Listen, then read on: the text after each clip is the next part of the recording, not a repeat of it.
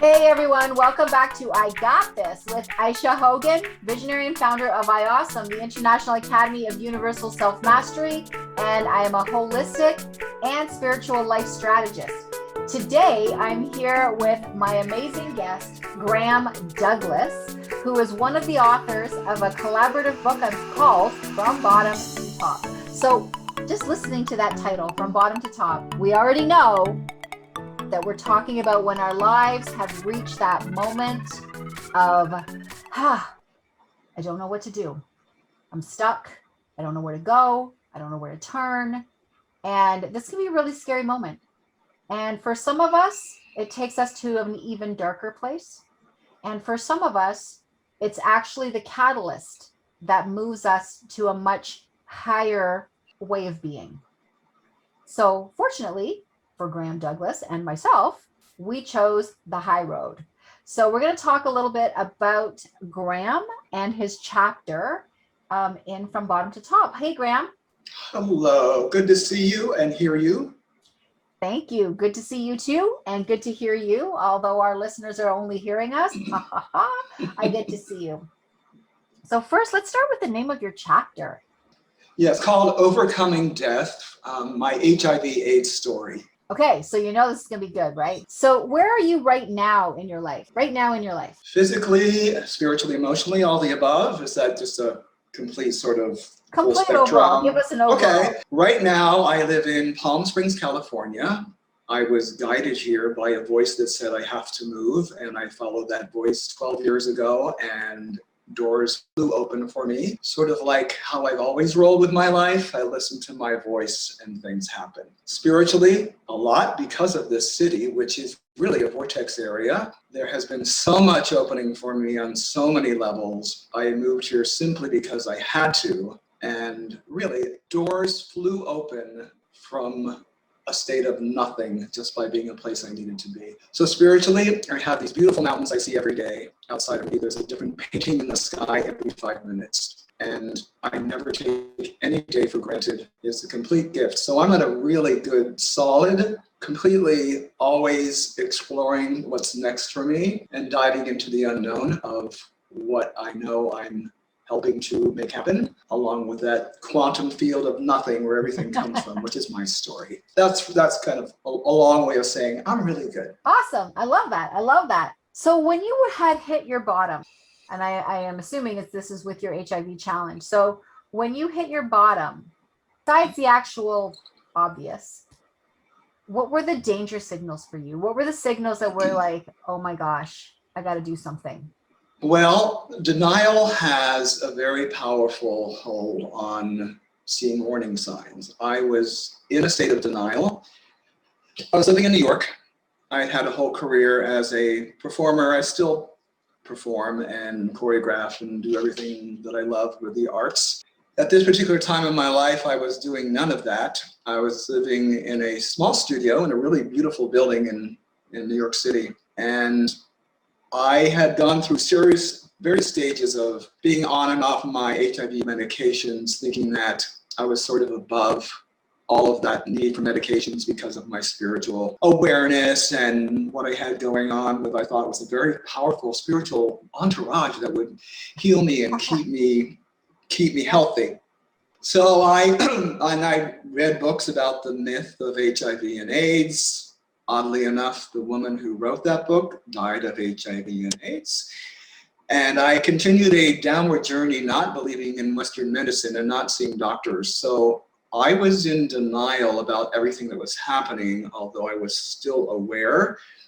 At one point, dementia had crept into my brain, AIDS dementia, and a lot of it was fuzzy and I wasn't even aware of what I was doing. But there were a couple things that I was quite aware of that were definitely a downhill slide very quickly. Towards the end of August of 2005, where I would have to pee uncontrollably. One time I had to go into a deli in Chelsea in New York and pee, and I had to pee so desperately. I was like knocking on the bathroom door. They weren't opening the door. So I had to actually pee in public with a styrofoam cup in the back. And the owner came out and yelled at me.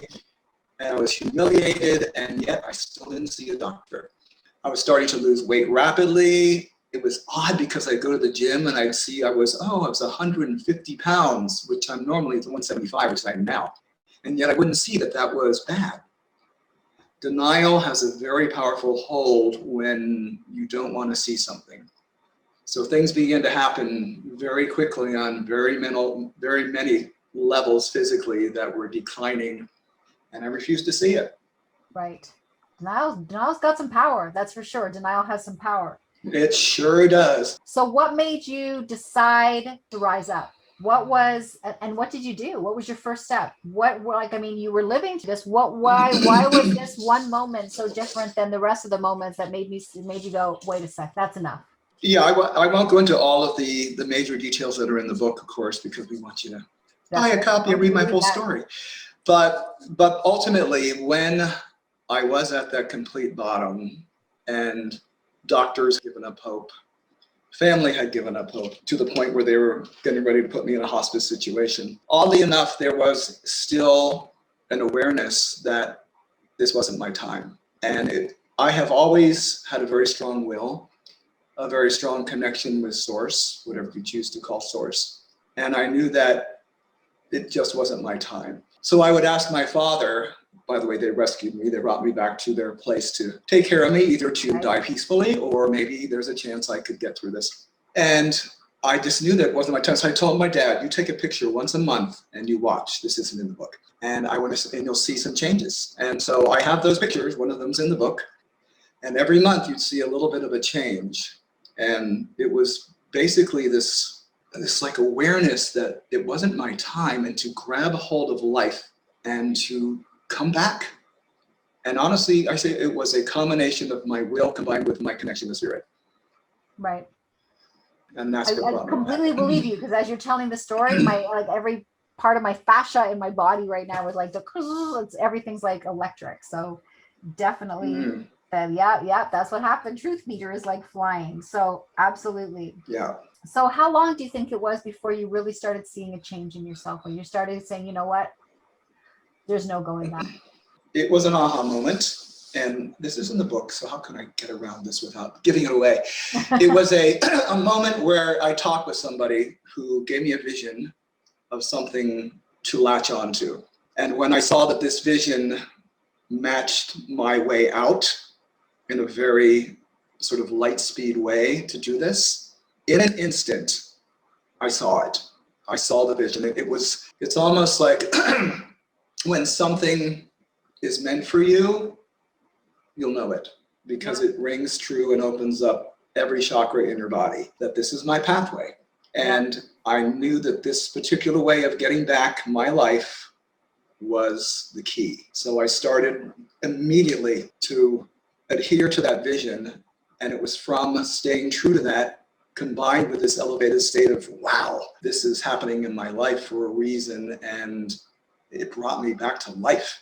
It ignited everything in me to put blinders on to get to my goal.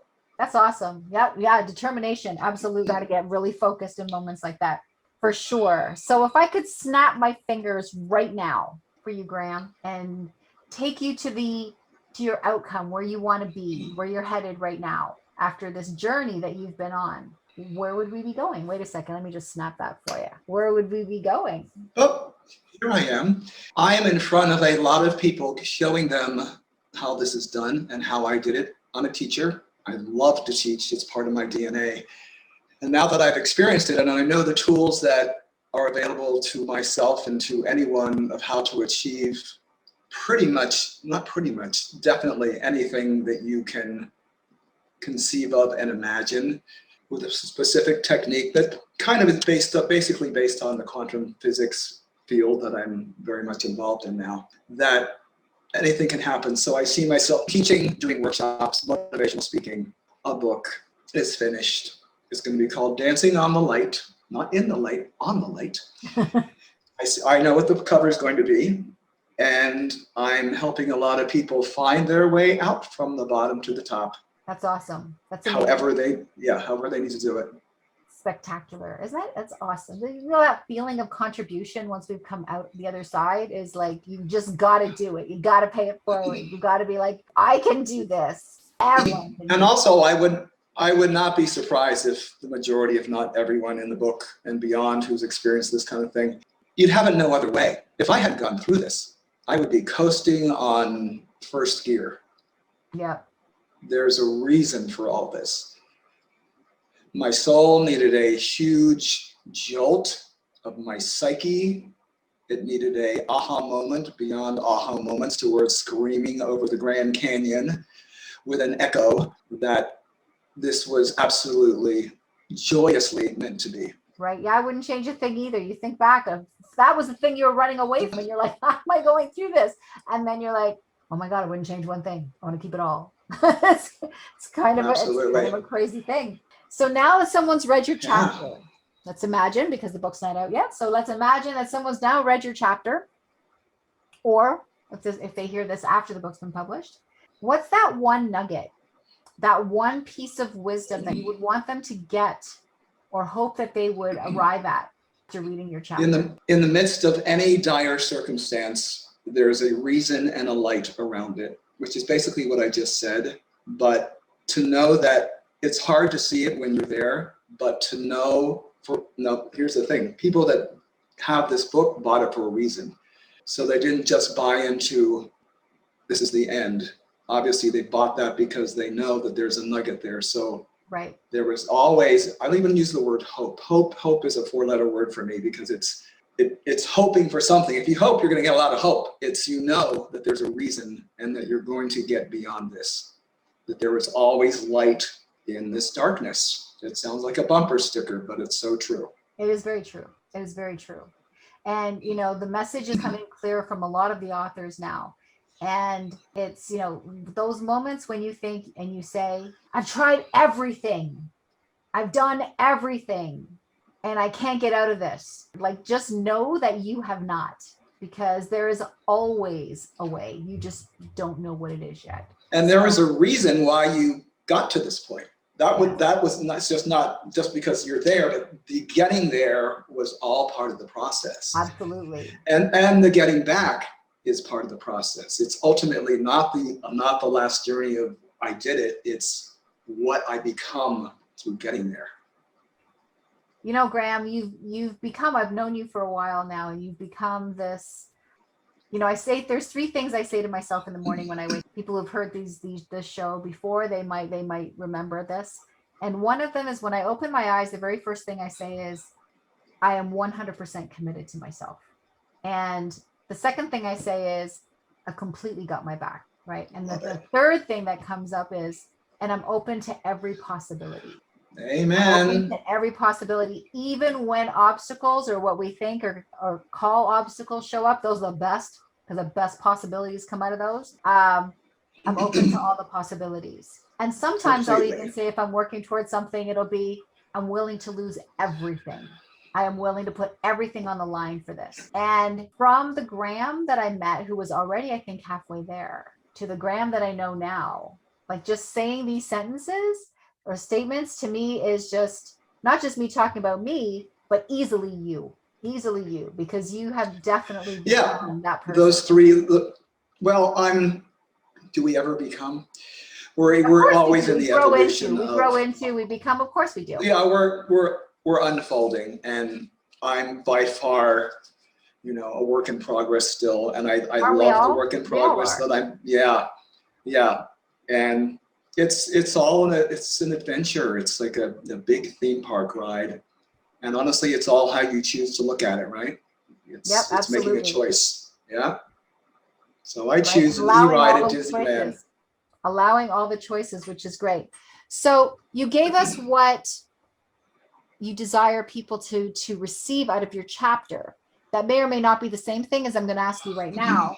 When you give advice or a suggestion or a tip, what's your favorite one? Right now, it comes back to the quantum, that we live in an infinite field of possibilities. Infinite, which means we have the ability and the power to draw from infinity. That means anything you want, you can get.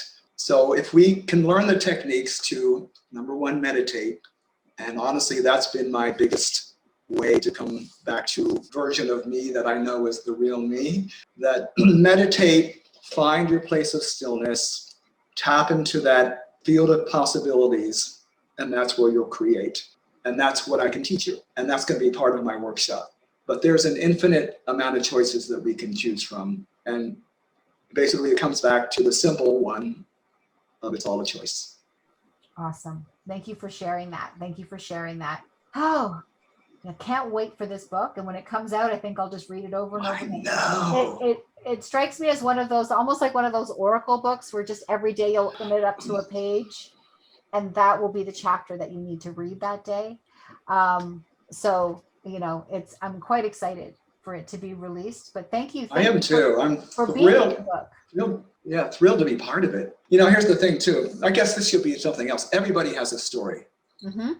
Every single one of us has a story. And so to be part of like these 30, however many stories it is in this book, it's an honor, but also to know that I am, you know, every single person on this planet has a powerful story, which is so fascinating to listen to, isn't it? Yes. But yeah, so if somebody gets drawn to what I went through and it helps them to see a way out, oh gosh, what more could you ask for, right? Which is the mission. It's the mission of from bottom to top. It's, you know, if one of these chapters can save your life, if one of these chapters can help you make a different decision or even conceive a different decision than the ones you've been making, then you know, it's satisfied its purpose. Done deal. Yep, absolutely. Yeah. So thank you so much, Graham, for being with me today. Thank you so much for being in the book. Thank you for being you. You rock. And thank you all for listening. You too. Bye-bye. I'm waving as if people see me. Bye-bye. I do it all the time. I blow kisses. I wave. Yeah. All right. See y'all later.